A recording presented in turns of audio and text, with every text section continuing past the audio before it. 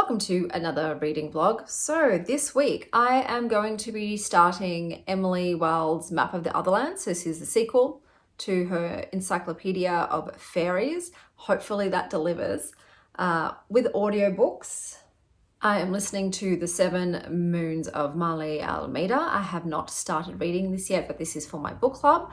So with my book club, if I'm really not feeling it, I'll DNF it very quickly because these are not books that I've chosen to read. So we'll see how that goes. I'm getting a lot of tests done today, x-rays, MRIs, because of some health issues I'm having. So they're diagnostics and we'll see how that goes. I'm a bit nervous. I've never had an MRI before. I think they inject you with dye and stuff too. So the questions that they ask you on the phone, do you have any of these conditions? And I'm like, I don't think so.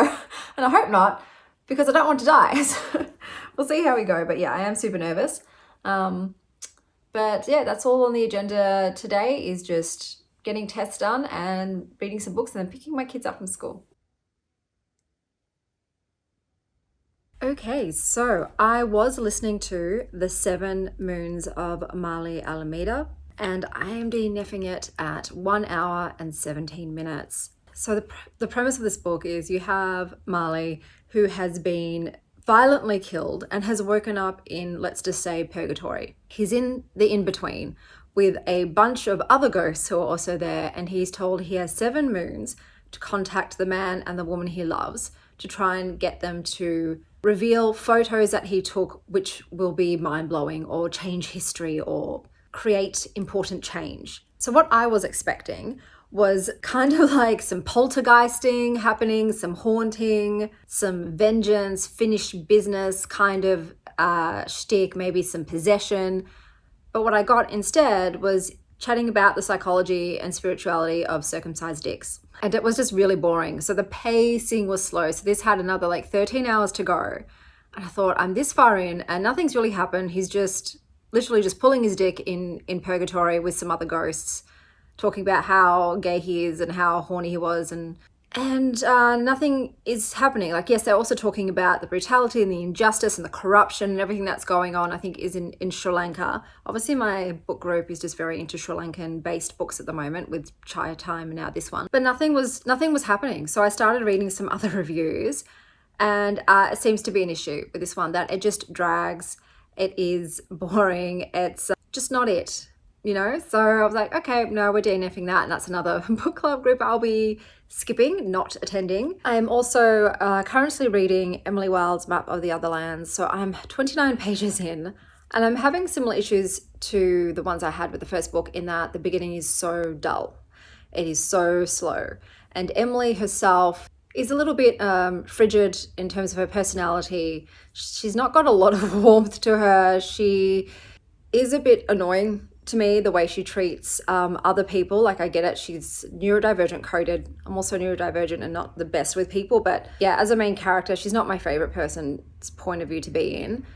And her relationship with Brambleby, what relationship? I was hoping after the last one that things would kick off a bit more, things would be a bit more passionate, considering the proposal he kind of made in the end of the last one. I can't get into specifics, but no, it's, if anything, gone backwards. They're colleagues, I guess. That's what that feels like. It doesn't really feel like there's any romantic spark there whatsoever. So I'm not loving the romance in this. She seems just very focused once again on her academics. That is the passion, love of her life.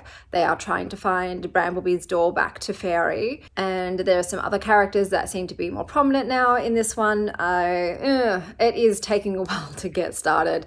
So I know in Emily Wilde's Encyclopedia of Fairies, it didn't kick off until 3/4 of the way through. It took 3/4 of the book for things to finally get interesting and for stuff to happen.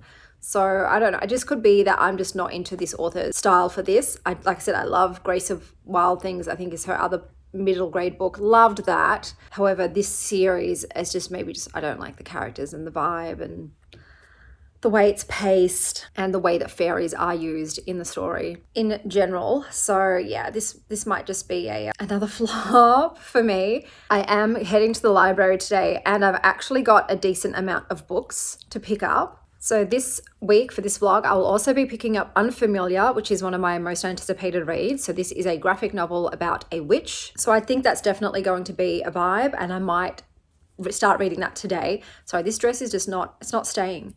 I don't know how it's meant to stay out. Maybe I'm meant to have broader shoulders. I need to do more shoulder work. I'm also grabbing Lovelight Farms, which is a contemporary romance, and also House Cat, which is just about houses that cats live in. That's a nonfiction. I get to look at other people's homes and how the cats encompass those homes. So those are the other books I think I will select for this particular vlog. I'm also grabbing some other books. So I'll show the whole book haul that I get from the library because there's a decent amount today. But besides that, we had a few hiccups yesterday with school pickup. So my eldest daughter got lost, which I don't blame her for. It's a massive school. So she got lost, and because she got lost, we were late picking up my youngest, and I've not ever been late picking her up. So even though we were 5 minutes late, but she'd been let out early, so it's probably more like 7 minutes late. She was crying. I was like, I'm sorry, honey. I wasn't my best mum self yesterday. I did get annoyed at my eldest daughter for getting lost, which is not her fault. She didn't do it on purpose. But when she finally found me, I was like, we're going to be late to get your sister. I was, remembering all of the times. My mum did obviously some things right, but one of them was not school pickup. She was late every single day for like 30 to 60 minutes. So that was something that was very anxiety inducing as a kid, just never knowing when my mum was going to rock up, how long I would end up being in after school care for, if they would, eventually come. It was a whole ordeal. Time management was not her forte. So I've made it like my goal to always be on time for my children, and I was successful in that until today. So hopefully we manage to iron the kinks out and I can get both children, pick them up on time. But yeah, it might just be a case of the youngest is just going to have to wait a few minutes for mama to come. But today I've got some more medical appointments. I do try to just clump them all together because I kind of spend all day like in dread of the appointment. It kind of shuts me down. I don't really get anything else done while I'm waiting to go to an appointment. So I do try to push them all together, so at least I can just have like 2 days of yuckiness and then move on. So I've got that. I've got to get more school uniforms for my kid because she needs more. I'm going to probably do some groceries. I was hoping to get to a cafe today, but I just don't think I have the time because youngest kiddo also has a doctor's appointment and I've got to get to the library. It's one of those days where just everything is jam-packed, but I'll see how much I can possibly get done, and I'll show you the book haul when I return. Okay, I have returned. Did not have enough time to go to a cafe, unfortunately, even though I'm starving, but I got some books. So I picked up Hunt on Dark Water by Katie Robert. House Cat. So this is the book that is filled with people's houses and their cats. So I think I'm gonna have a fun time reading this one. I've got The Princess and the Grilled Cheese Sandwich. So this is a graphic novel. I've got Unfamiliar, that's finally come in. I put this on my most anticipated reads last year, but it took my library 1.5 years to finally get it. And last but not least, we have Lovelight Farms. So I've seen this doing the rounds. We'll see if I like it. I'm always on the lookout for more romance contemporary authors I might like. So we'll see how this goes.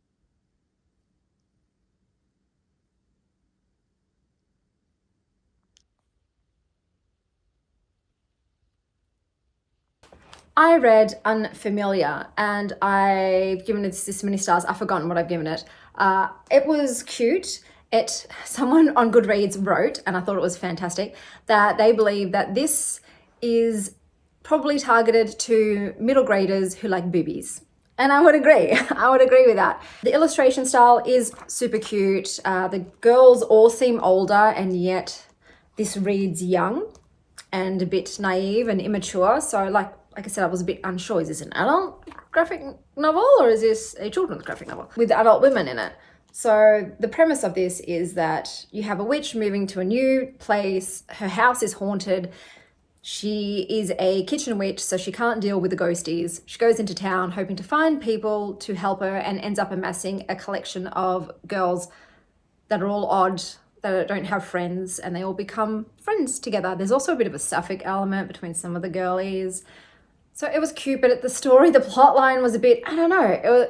I guess this is an introduction book. It's just trying to introduce characters, and rather than form a cohesive story in and of itself, I think you'd have to read the other books to get actual more story-like.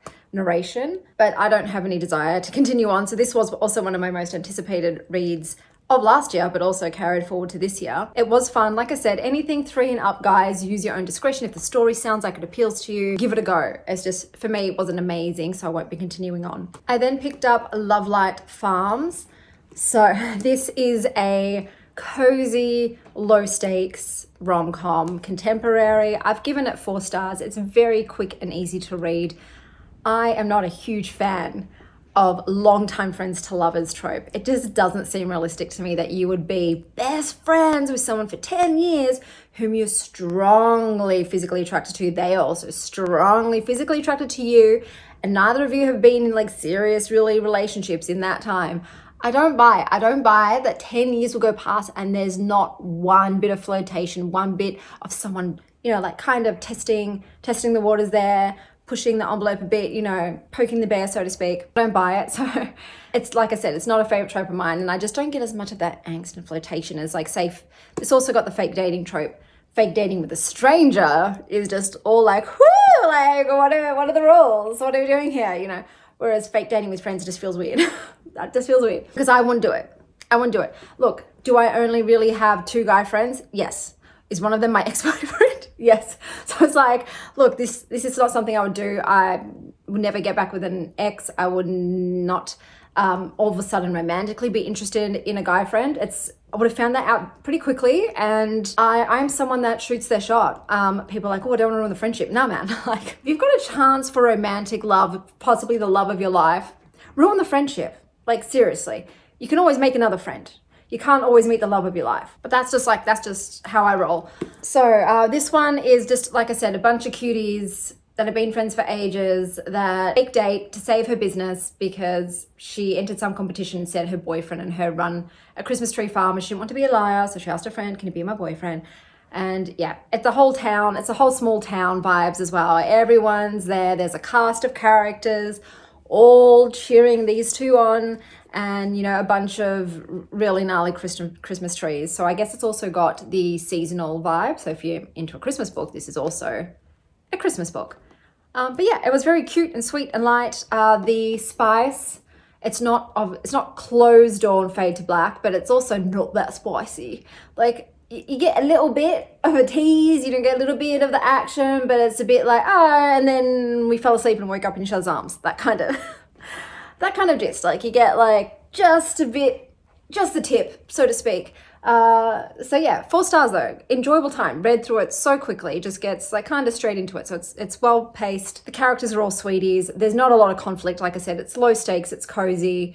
Everyone's lovely. Everyone's a character. Lovelight Farms. I also read House Cat. I think I've put the book down. I couldn't remember if I'd done a review. I don't think I have. So just in case. House Cat for me was 4.5 stars. I loved it. It's a book about cribs and cats, bro. Hello, my darling. Right up my alley.